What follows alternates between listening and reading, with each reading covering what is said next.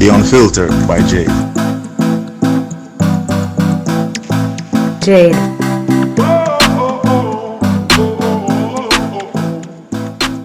Welcome to the Unfiltered by Jade, where we get out of the box and dive into topics that are sidelined.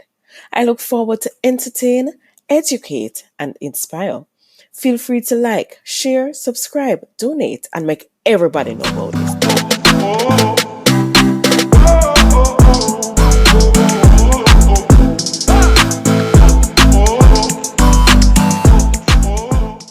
Beats by RB Records.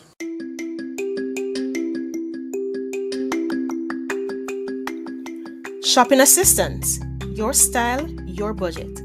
Our services include online and local shopping for individuals and businesses, personal shopping, purchasing of company and office supplies, importing and exporting small packages across Jamaica and worldwide, and helping you find unique gifts and items for all events and occasions. Contact us at 876-919-5195 or shoppingassistance2015@gmail.com. Shopping Assistance, your style, your budget.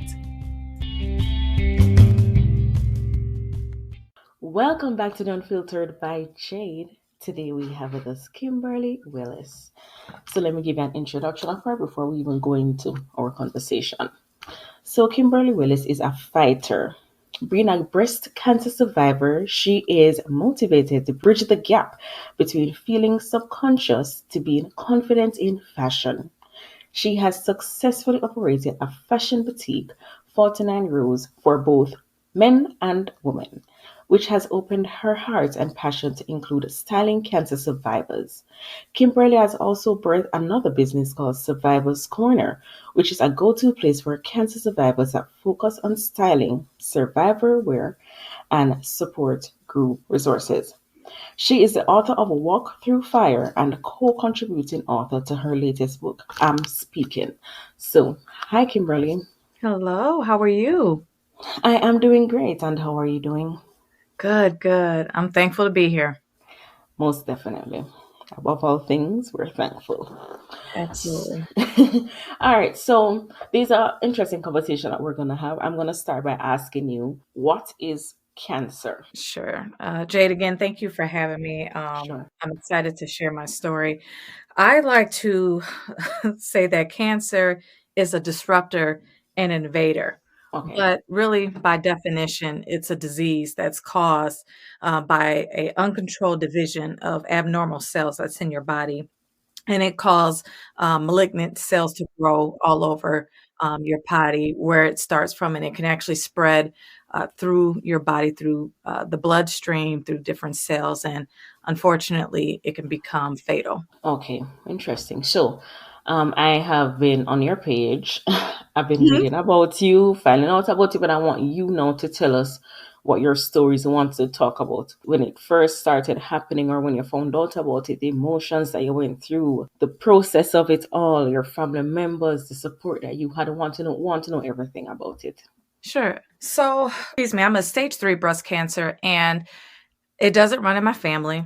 I don't have the gene, and I'm under 40. So all of those things, Mm, you would think that, you wouldn't, that's not on your mind. In your 30s, you're about your family, you're about career. The last thing on your mind is cancer. I mean, it's not on anyone's mind, but you will understand if you're in your 60s or 70s when you get this ugly disease, but not necessarily in your 30s. right. So I noticed the lump. My grandmother had just passed away uh, in February, and that same month, I was doing my monthly exam that I was taught when I was 18, going to the OBGYN to always make sure that you do a monthly exam. And Mm-hmm. I noticed the lump, and I remember a long time ago, a nurse telling me typically if it's benign, it will move all around, but if it's malignant, it will be stiff and it won't go anywhere. Oh, And I remember when was doing the exam, it didn't go anywhere, and I was like, okay, this isn't what I think it is. It can't be. And at the time, I was a manager at a credit union, and I was just busy. I'm a mom of 4. I'm a wife, I'm busy.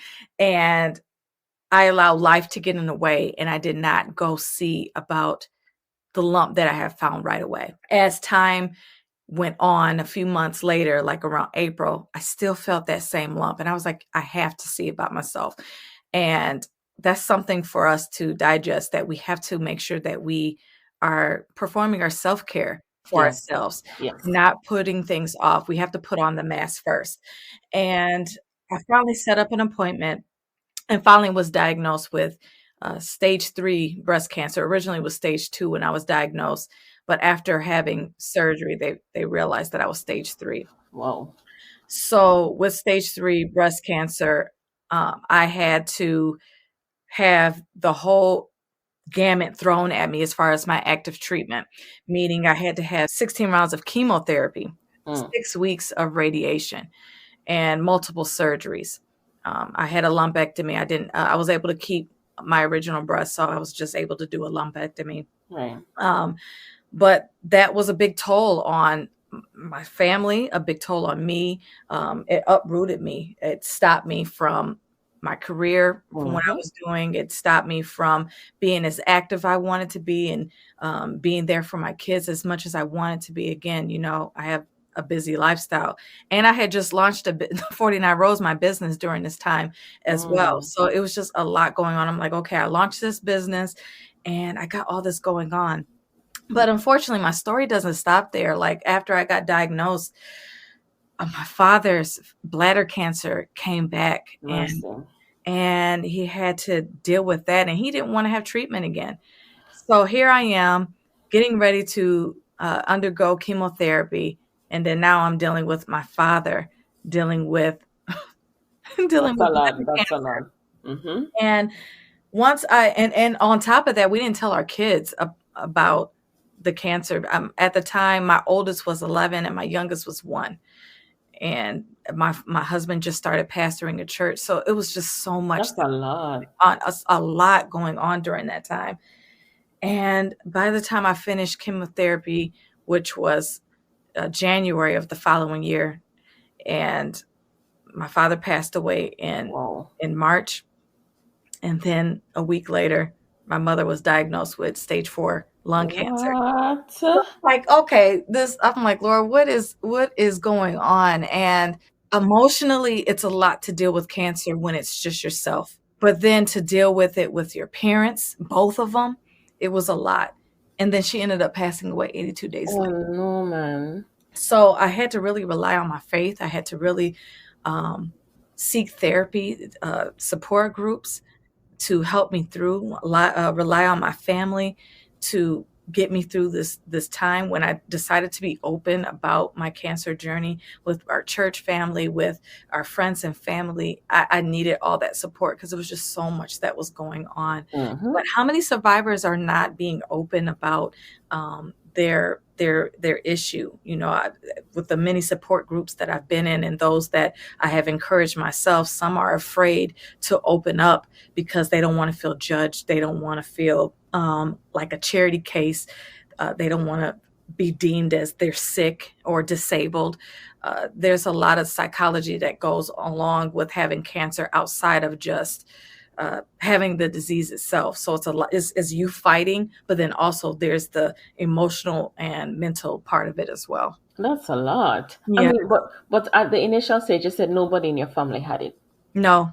So like all of a sudden you have it, your dad, your mom, like I don't understand. I don't understand. How is it that that just happened all of a sudden? It's weird. Yeah, so like my dad had bladder cancer 5 years prior, and he was a smoker, so that's where that came from. Okay, okay.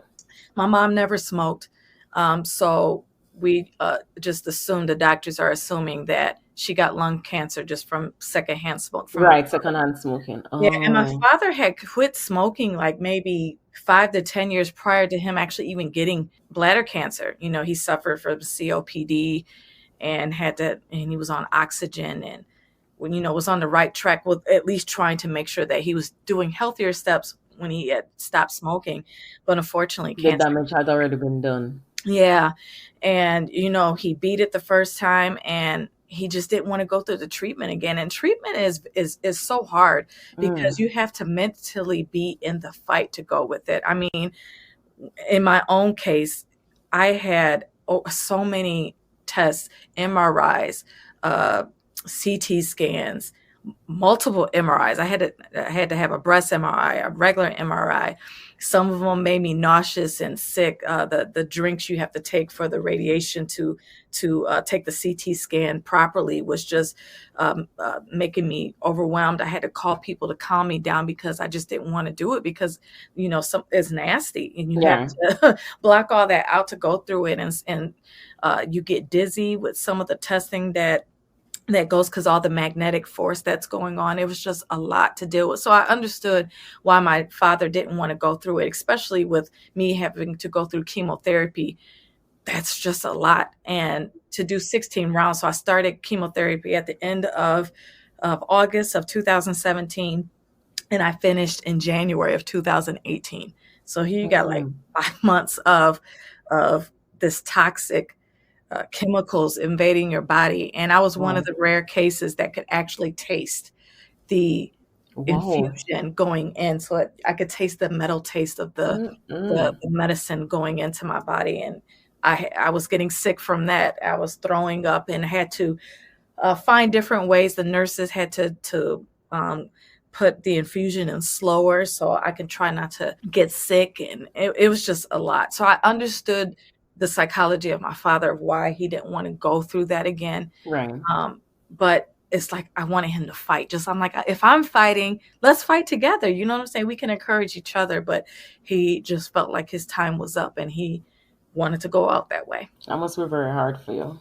Yes, That it must be was. very, very hard for you. You said you didn't tell your kids at that time. I mean, they were young. So Right. I mean, probably telling them at that time would be hard, and they probably won't really understand the severity of it. Mhm. Is there a point in time when you decided to tell them or let them know what was happening? Yes, I told them on the last day of chemotherapy, which was January 9th of 2018. When you're a survivor, you just remember dates. Like, with Right, chemotherapy, you forget different things, just like how I had the little stumbling block on how many rounds of right, chemo, and I said radiation, but those particular days, they're just embedded in your brain. So we opened up with the kids on that day, and they were shocked because I wore wigs, I wore lashes. I met with a makeup artist to learn how to do my face. So when I lost my eyebrows and lashes, they didn't know because what the kids say these days, I beat my face mm-hmm, mm-hmm, and learned how to appear normal. That I didn't want to look sick. So I made sure I appeared as normal as possible, and then I wore wigs and I had them custom made so it looked natural, like I either had a weave or right. just an extension of what my hair would look like. So they didn't know. My oldest is a girl, and she knew something was a little off because when I took off the wig, I immediately put a headscarf on, and she noticed it wasn't as bulky as it would be if I Mm, actually had my hair. And she didn't say anything, but when I opened up, she was like, I knew something was off because I was just wondering why your hair scarf was just not as bulky as it was. mm-hmm, So, but she understood why we didn't say anything because once I opened up about that, you know, we had to eventually open up about my father because by that time he was really starting to go downhill. So when he passed away, that was a lot. Now it brought it home, like you could actually die from cancer. Here my mom just survived cancer, but then here we have a case where, their grandfather just passed away. right. And then we decided to just be up front with my mother when she had cancer, and we was just hoping that, she would beat it, but it was just everything was just too late. It was just she was grieving her mother who passed away early in 2017, the same month that I found out, or at least I felt the lump that I had cancer. Wow. She had to deal with me who had cancer, to then deal with her A husband husband who who, had oh my cancer and passed away, God, and then now herself has stage 4 lung cancer and being told she only had a year and a half to live. that's a lot, man. And we didn't even have the chance to really start treatment for her because she progressed so fast. And she just didn't make it. All right, so because you dealt with it, we don't know where it came from, nothing. Do you think allowing your kids now to get checkup often because we're not sure now? Well, because I had cancer, my daughter definitely has to have checkups. Right. So she has to do it 10 years from the date of my diagnosis. So since I was 34, she technically has to start getting mammograms at 24. Like, who has to get mammograms at 24? That's a lot to deal Mm, with in your 20s. yeah. However, I'm already teaching her how to do breast exams because there are cases of teenagers who get it. It's rare. There's dogs that can get breast cancer. There's men that can get breast cancer. So the biggest thing that I would tell anyone, uh, even if it doesn't run in your family or you don't have any of the genes, is to really be self-aware of your body. So again, it was just me just doing a normal checkup and noticed that I had a lump. But we know our body, we know when something's off, and we have to go see about it. You know, my mom, she always went to the doctors all the time. So I mean, she went and saw about. She didn't have any signs really outside of just having this persistent cough, and she went to the doctors and they treated it like she just like had bronchitis.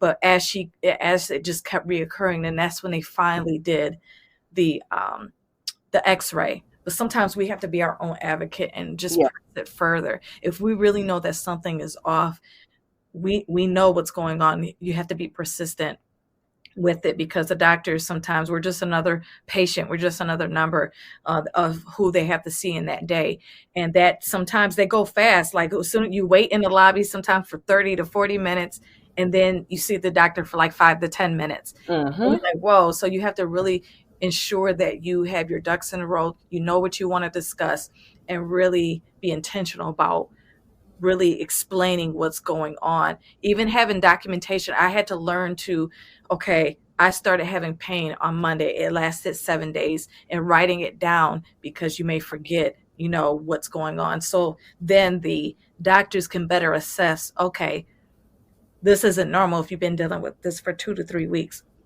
Let's see what's going on. Um, that's a lot. That's a lot. Hmm. I think your family went through a lot around that period of time. That's Yes. too much. And listening to you, you also had to take on the responsibility of dealing with your own emotional problems at that time, your Yes. emotional grieving, and you also had to deal with protecting your kids Hmm. from seeing what was happening to you because you're afraid you didn't want them to take on that burden. Right.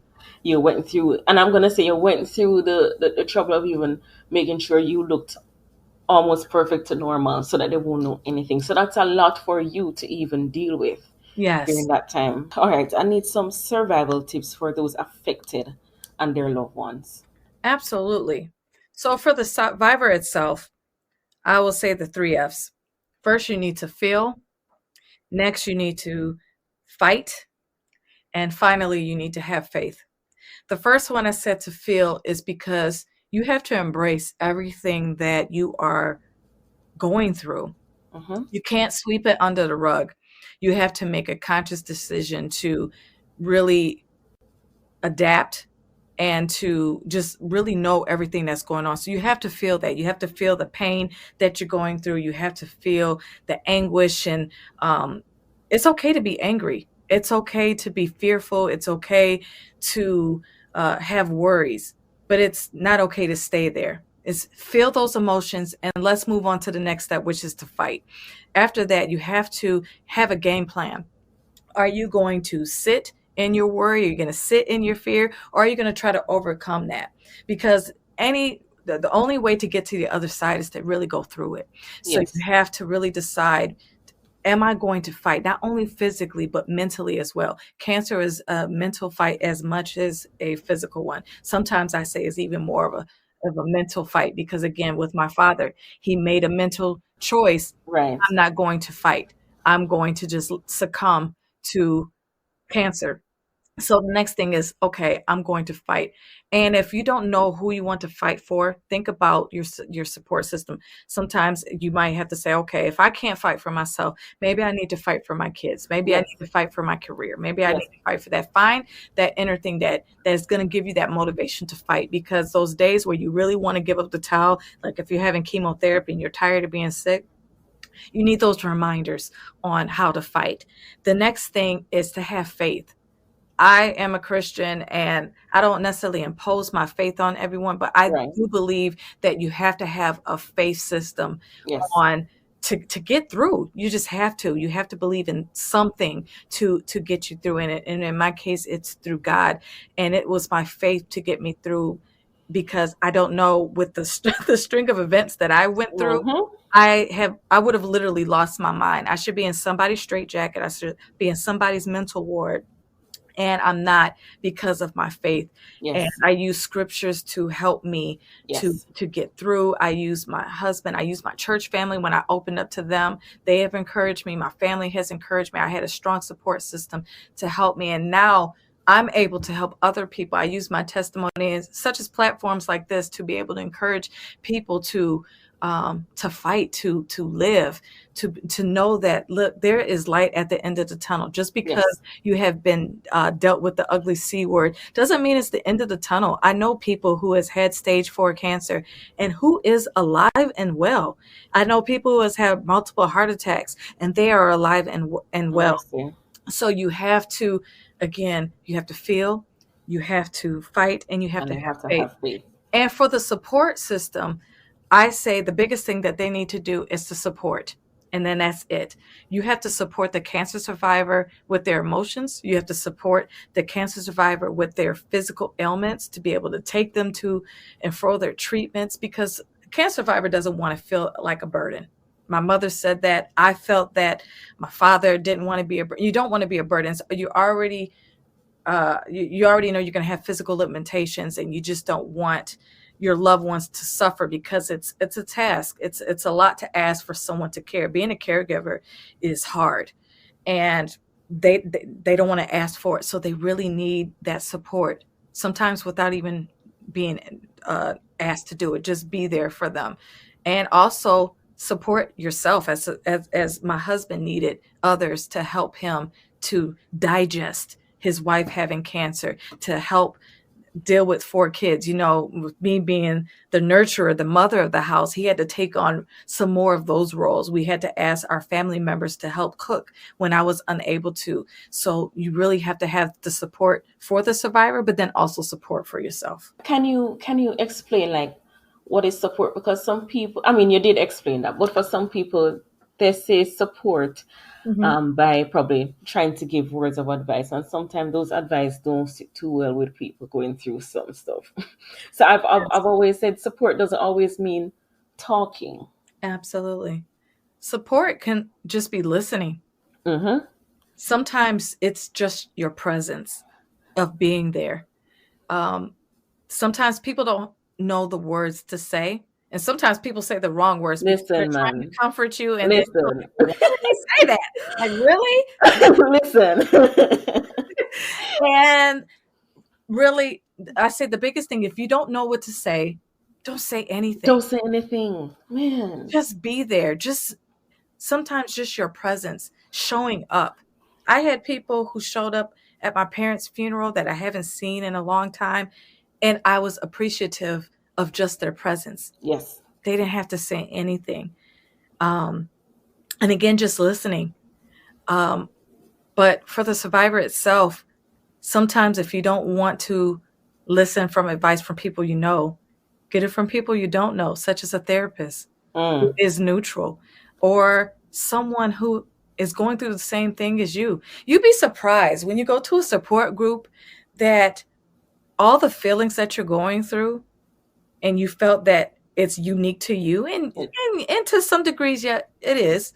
But when you go to that support group, you realize, oh my gosh, this person has the same thought pattern that I am mhm. going through right now. Mhm. They are processing things the same way The I same am. way. Mhm. And you need a community of people of like-minded people who is going through the same thing as you. That was truly a blessing for me. Before I started getting therapy for the grief of my parents, because I was like, my parents are gone. I can't change that. However, I had to learn how to deal with the new normal of altered breast. I didn't get an implant. I had to deal with seeing the scars on my breast, the scars under my arm, the disformity of how my breasts look. If I uh, battle if I'm feeling sexy again, and styling Mm-hmm. myself with having tubes in my side and not having the public know what's going on with that. And all of that was so helpful to me to be with a breast cancer support group with people who was going through the same thing that I'm going through, and to see some other younger people who were also going through it. My story was unique. You're not going to find someone who's went through cancer and had both of their parents die at the same time. I know mine's is an extreme case. However, Mm. I found comfort with knowing that there was other young people that had cancer, other young moms that was going through with cancer. Again, the thing about feeling sexy again and with your Mm-hmm. husband and finding Mm-hmm. that spark again, and then the management of cancer. So I still have to, even though that I'm finished with active treatment, I still have to have monthly injections, Yes. and I have to take this drug called tamoxifen, which blocks my hormones for up to 10 years. And Wow. that's basically have put me in menopause. So here I am now at 38, have to be Oh in my, menopause, oh my deal with God. hot flashes. I mean, I'm thankful I don't have to have a cycle anymore. That's a blessing. But I mean, now I have to deal with all the things that menopauses go through with the mood swings, being more angry, and dealing with all of that, dealing again with the hot flashes, dealing with do I take an antidepressant or not? All of those things, dealing with low libido. And again, I'm in my 30s, so Mm-hmm. you Yep. know Oh that yeah. my husband wants a vibrant sex life. Like, Right. to deal with all of those things. So the support group has helped me with that. And then the next step for me was therapy, to be able to dive into the whole totality of myself. And honestly, it helped me. Therapy has not only helped me with my cancer journey, it's not only helped me with my grieving journey, but it has helped me with my journey from childhood. I've dealt with so much trauma. That's a whole nother episode that we could dive into, Man. that I had to really open up and get through, because they started to collide with one another. Like when Mm. you lose a loved one, there is things that was swept under the rug from your family member Yes. that Yes. starts to get exposed. There's true raw emotions that start to Yes. get exposed, and all of those things start to collide. So I had to take a step back to then go forward, to really understand how my childhood was, the things that I dealt with, to then now how I'm handling things now. Even the way how I dealt with cancer. Like, this isn't the first time I had to fight for my life. I had to fight for to be heard. I had to fight for to be seen. So fighting for cancer was just like, okay, Another thing. this isn't my first rodeo. And in fact, it gave me the tools to help me in this stage. So you'd be surprised the things that you had to go through in your past that will help catapult you and transform you, and to help you to get to the other side of what's going on right now. That's a lot. Was the perception of the process the reality of the process for you? Oh man, I thought that once I finish active treatment, That I'll was be it. back to myself. That's right. That was the biggest lie Matty. that I thought, or even told myself. I had to learn to kill myself. And that sounds abrasive. And what I mean was, I had to start anew. Yes. The old me had to leave, Mm-hmm. because there was nothing resembling that anymore. I don't look the same. I don't think the same. I don't act the same. And sometimes we are scared of our new normal because it's changed, right? We're comfortable with how things are. Even if there's things that we want to change, we want to do it on our terms, not to be forced into a new normal. Right. And I had to learn to embrace that. I had to learn to embrace my femininity again, Mm-hmm. on how I looked, to really like myself before others can say that. to really, and my husband did a great job with that, also assuring me how beautiful that I am, Yes. seeing me with my bald head and things like that, and just helping me through all of that. But just again, just allowing my thought patterns to give myself grace with re just rehabilitating myself, because Yes. when you have chemo, it kills not only the bad cells, it kills the healthy cells too. That's right. And I couldn't do things like run. I couldn't Mm. lift my arm.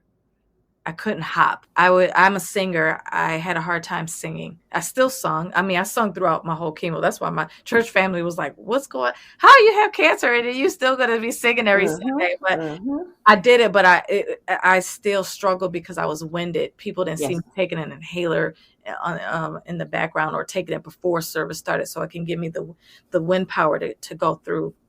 And even since then, I've been diagnosed with asthma since cancer, and to just deal with all of that, I had to That's a just lot. embrace my new normal. You know. And I Mm-hmm. had to learn to not have pity on myself. I am not going to be a victim. I'm going to be a victor. Yes. And once I changed my mindset and embraced my new normal, things started to get better. Yes, you're going to have your down days, because I mean, let's just be honest. There's just some days that, just to be frank, it just sucks. Yes. Like Mm-hmm. going through physical challenges through cancer, it sucks, because I mean, yes, I'm able to power walk a little bit more now, and I'm able to do a little bit more physical things that I wasn't able to do in the past. But I'm not that same girl back in high school who was doing cheerleading moves back in the day. I'm not that flexible like I used to be, because it's limited me. I'm not able to be as present with my kids physically as I used to be, because cancer has altered that. However, I'm here. I'm Yes. still able to make an impact in my kids' lives. I'm still able to give them advice. I'm still just able to just love on them. So Yes. when we are able to focus on those positive things versus the things that was taken away from us temporarily or even permanently, you'll be able to move forward. But as long as you keep that mindset of "woe, it's me," um, it's going to be hard to move forward. Man, it's very inspiring listening to you, to be honest. Um, and what you have been through and the outcome, what you're going through still, and yet still you're here, and I mean you're vibrant, and you're still going about life. Because what I realize in life is that no matter what, life still continues, Absolutely. and we have to choose whether we continue with life or we stop living. Hmm. And I'm so happy that you have decided to continue with life, and you continue to live, and you share your story, and you inspire those around you. And I mean, those who you don't even know. So that's very inspiring. And the fact that you're vulnerable, even to share the ups and the downs, the pros and the cons of these things, and that, listen, sometimes it still sucks, but Yeah. you're here, and you're doing what you're supposed to be doing. And that is inspiring and motivating. Thank you. I've realized that my pain has purpose. I asked God, and I, I said, help me to give me clarity of why I have cancer, since it doesn't run in my family Hmm. and I don't have the gene and I'm under 40. Like, what if I didn't do the self-care? I wouldn't be here talking to you today. Right. Um, I asked, what is my purpose and why am I here? And I remember sitting on the couch, and I was having a down day from having chemo, and a program was on the TV, and there were two women who were battling breast cancer. Like, what are the chances? Hmm. And one was an African American, one was Caucasian. And they were just stating some facts about how Caucasian women typically get the disease more, but African American women die more. Wow. And the light bulb went off. And I said, I had this disease is because I'm supposed to be an advocate. Hmm. With me being younger and not having any connection, it makes my story a little bit more powerful. Yes. And having stage 3 on top of that, it really drives home that you have to be able to see about yourself and act on it. And especially for African American women, um, honestly, I truly believe that we need to have certain screenings at least by 35, not at Yes. 40, and even sometimes at 30. If you look at certain documentations, you'll see that being an African American woman is considered high risk for breast cancer. Yes, it is. You hear the, okay, if you're 40 or up, or if it runs in your family, but you don't hear if you're an African American woman, you need to start getting screening early. That's, you don't hear that. I didn't know No, that. you don't. Most Mm-mm. people don't hear that. So my awareness is that, I try to, on my social media platforms, to advise people to do their breast exam, or just to do a self check, to let them know that men and women can get this, to see about yourself. But then also, I documented my experience, and I just started to talk about it with my book. And the way how that came about was, I wasn't even trying to write a book. I don't even like to write. Like when I was in when I was in college, I remember I had to do like 19-page papers. I didn't want to do any of that stuff, but Mm-hmm. I did it. However, I started to document my experience because we experience this thing I call spiritual amnesia, where we go through these different storms and then we get over it and then we forget about it. Yes. So I wanted to have something that was documented, so to remind me of those hard times where my nail beds were lifting up, or when I was vomiting, or when I just was just so fatigued I couldn't get up. And again, when that light bulb came off and I said, this story isn't for me, I need to put this in a book. So I started uh, putting all together those daily journals. And I was already doing what I called power posts at the time, where before, like, everybody was really on Instagram and Facebook, I would do these group texts on the phone and will send them an inspirational message on hope and encouragement and motivation. So I piled that together along with my story. And then I started to put my parents in it.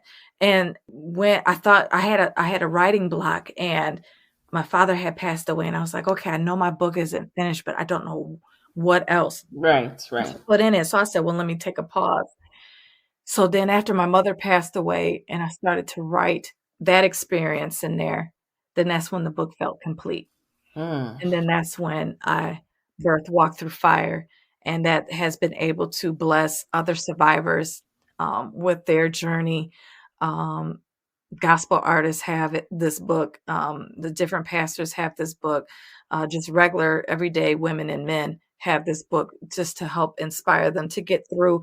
And it just reignited my passion for the just to keep going, and just to know that what I went through wasn't in vain. Like there's a reason why I went through it, and to be able Yes. to see other people benefiting from my pain, it just gives me joy. I'm just thankful that I'm able to help others, because that's just naturally what I like to do. When I was looking at my senior memory book, and in it, it had said, okay, what is something that you like to do?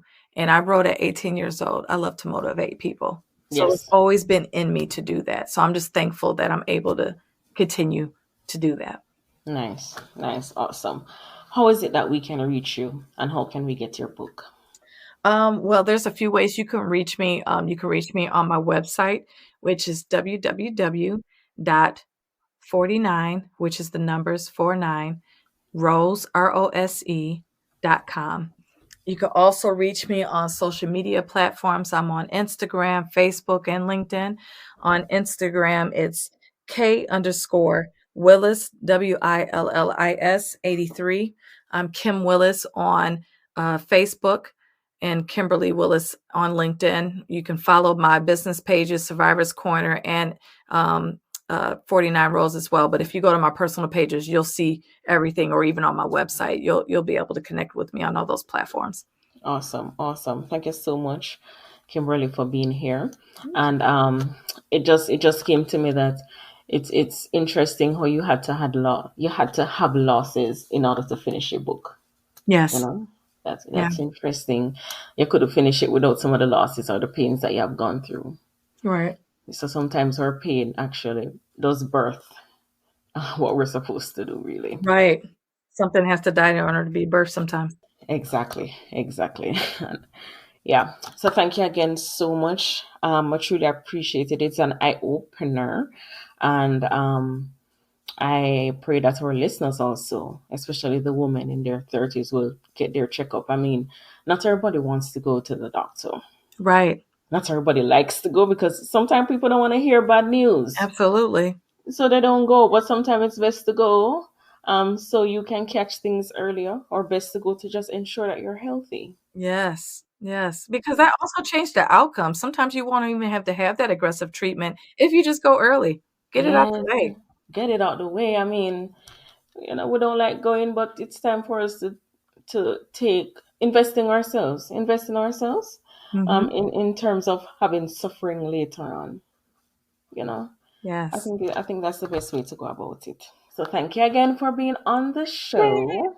Yay. You were great.